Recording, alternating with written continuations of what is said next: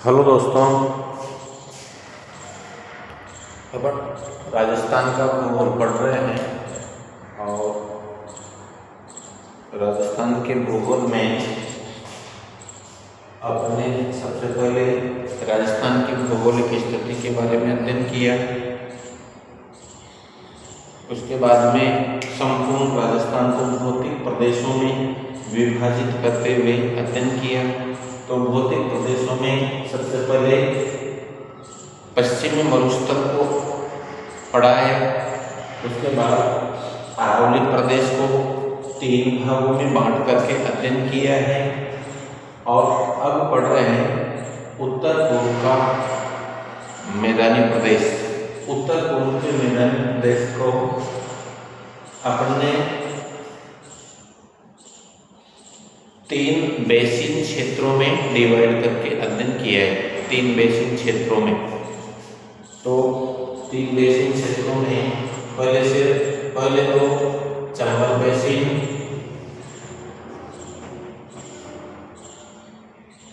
दूसरा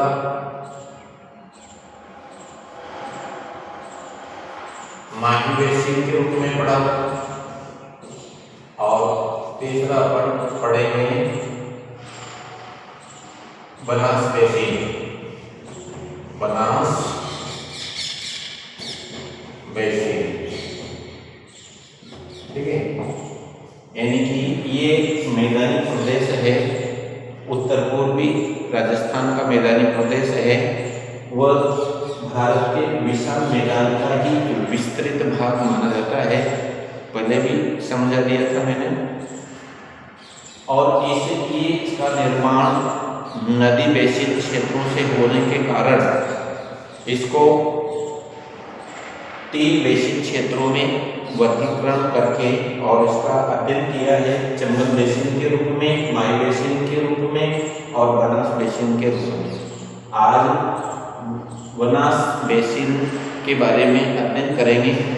पिछली क्लासों का भी अपन ने अध्ययन किया है। बनास बेसिन को किस तरीके से जाना जाता है। सबसे पहले तो बनास नदी के विस्तृत क्षेत्र में जितने भी इसकी सहायक नदियों के द्वारा और जो बना हुआ बेसिन है, इनके निक्षेप से बना हुआ जो मैदानी क्षेत्र है उसको इसके अंतर्गत रखा है, ठीक है। बनास नदी को वन की आशा कहा जाता है। क्वेश्चन कितनी बार बनकर के आ चुका है आरपीएससी में कि वन की आशा कही जाने वाली नदी है। इस प्रकार से ऑप्शन में आ जाता है चंबल, बनास, कालीसिंध और पार्वती। तो बनास नदी को वन की आशा कहा जाता है। इसको क्या कहते हैं? वन की आशा इसको कहा जाता है बनास को। उद्गम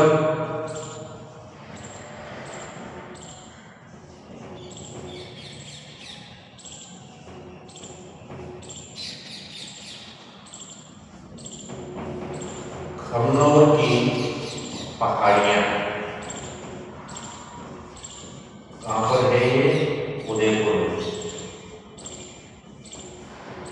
ठीक है। इतना सा पढ़ेंगे और उद्गम और इसकी सहायक नदियां वगैरह और कितनी प्रकार से जो बनने वाली प्रक्रिया है उन सबको अपन नदी प्रवाह तंत्र में अध्ययन करेंगे। इस समय तो केवल इसका निर्माण क्षेत्र के रूप में इसका भौतिक प्रदेश के उद्देश्य को ध्यान में रखते हुए अध्ययन करेंगे। तो इस उत्तर पूर्वी मैदानी क्षेत्र में बनास बेसिन को वन की आशा के रूप में कही जाने वाली नदी है और उद्गम इसका खमनोर की पहाड़ियां है जो उदयपुर में है, ठीक है। अब देखो इससे संबंधित क्वेश्चन बन करके किस तरीके से आता है। पहला है जैसे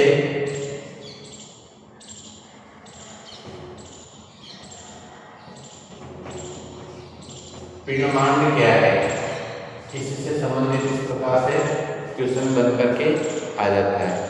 एक देवगढ़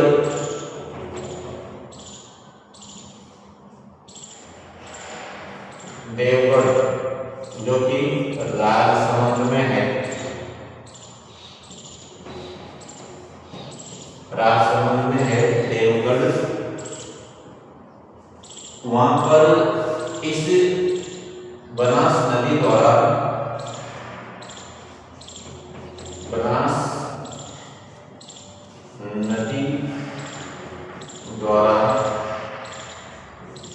निर्मित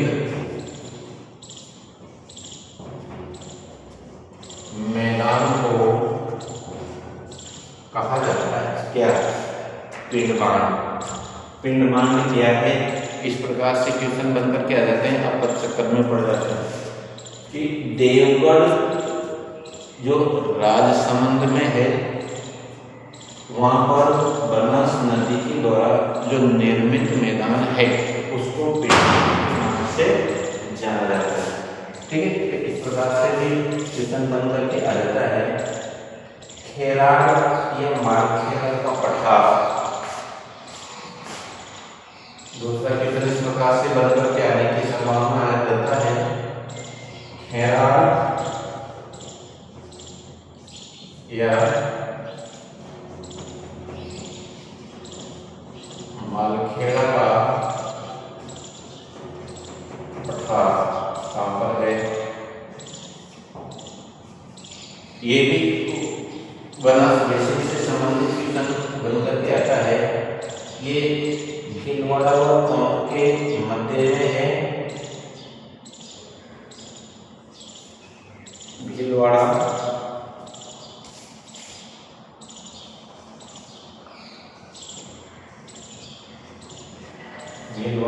व टोंक के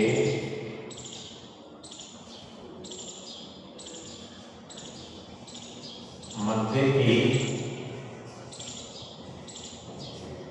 भूमि को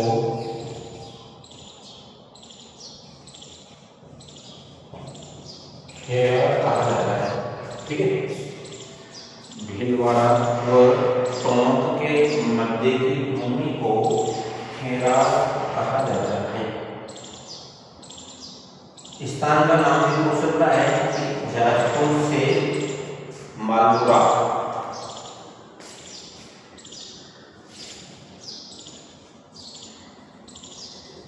जहाजपुर से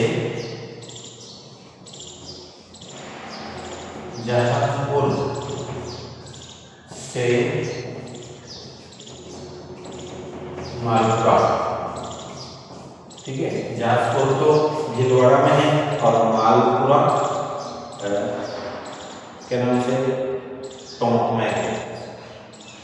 जाजपुर तो भीलवाड़ा में है और मालपुरा टोंक जिले में है। तो जिले के नाम से क्वेश्चन बन करके आ जाए तो खेराड़ क्या है, खेराड़ एक पठारी भूमि है जो कि भीलवाड़ा और टोंक जिले में विस्तृत भूमि है। इनके मध्य स्थान का नाम आ जाए, खेराड़ कहाँ पर है, जहाजपुर से मालपुरा के बीच की पठारी भूमि। ठीक है, तो इस प्रकार से क्वेश्चन बन करके आ जाए तो इसको भी इस तरीके से हल कर देना चाहिए। अगला क्वेश्चन इस प्रकार से बनकर आता है, मेवाड़ मैदान, मेवाड़ मैदान कहाँ पर है, मेवाड़ मैदान यही देता हूँ।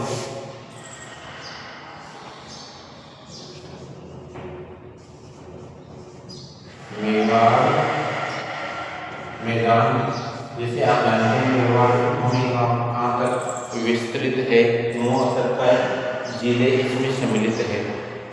तो मेवाड़ मैदान उदयपुर,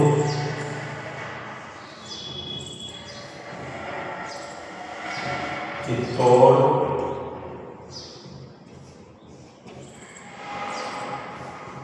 भीलवाड़ा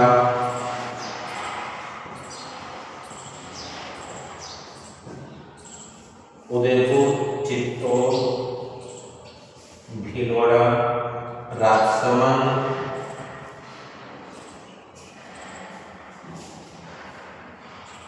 और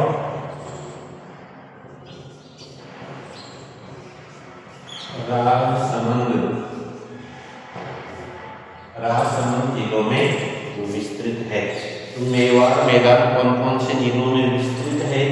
उदयपुर, चित्तौड़, भीलवाड़ा और राजसमंद जिलों में विस्तृत है। अब देखो इससे संबंधित क्वेश्चन बन करके किस प्रकार से आता है। मेवाड़ मैदान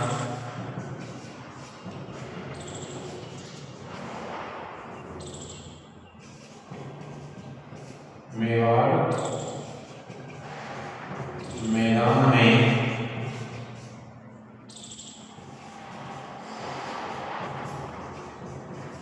सम्मिलित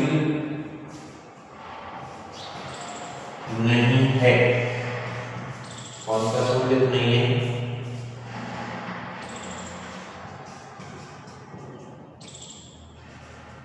चित्तौड़,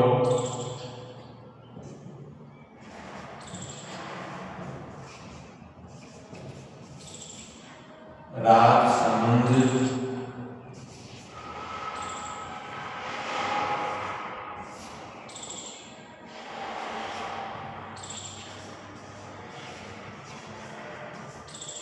उदयपुर,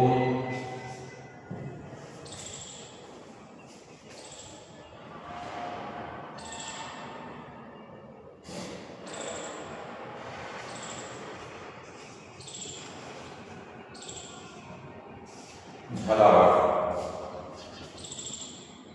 इस प्रकार से क्वेश्चन बन करके आता है। इससे संबंधित क्वेश्चन बन के आएगा तो मेवाड़ मैदान में सम्मिलित नहीं है। चित्तौड़गढ़, राजसमंद, उदयपुर और झालावाड़ कौन सा सही है? इसमें ये सही है। झालावाड़ इसमें सम्मिलित नहीं है। इस प्रकार से क्वेश्चन को अच्छी तरह से समझते हुए पूरा करना है। तो अपन ने इस प्रकार से इसका अध्ययन कर लिया। इसका राजस्थान के उत्तर पूर्वी मैदानी प्रदेश का 3 बेसिन क्षेत्रों में बांट करके अपन ने अध्ययन किया। चंबल बेसिन के रूप में, माही बेसिन के रूप में, बनास बेसिन के रूप में, और तीनों बेसिनों के अलग अलग वीडियो बने हुए हैं। प्रत्येक टॉपिक का एक छोटा वीडियो बना हुआ है। आसानी से उसको समझते हुए पढ़ लेना और नोट्स बनाते हुए चलना। तो राजस्थान में होने वाले जितने भी पटवार एग्जाम है, रिट के एग्जाम है, 3rd ग्रेड है, 2nd ग्रेड है, 1st ग्रेड है, RS तक के भी क्वेश्चन इसी प्रकार के क्वेश्चन बन करके आते हैं, कहीं अलग से नहीं आते। तो इनको समझते हुए और विस्तृत रूप में अध्ययन करना। अपना इन राजस्थान के भौतिक प्रदेशों में अब लास्ट वाला जो भौतिक प्रदेश बचा है वह चलेगा हमें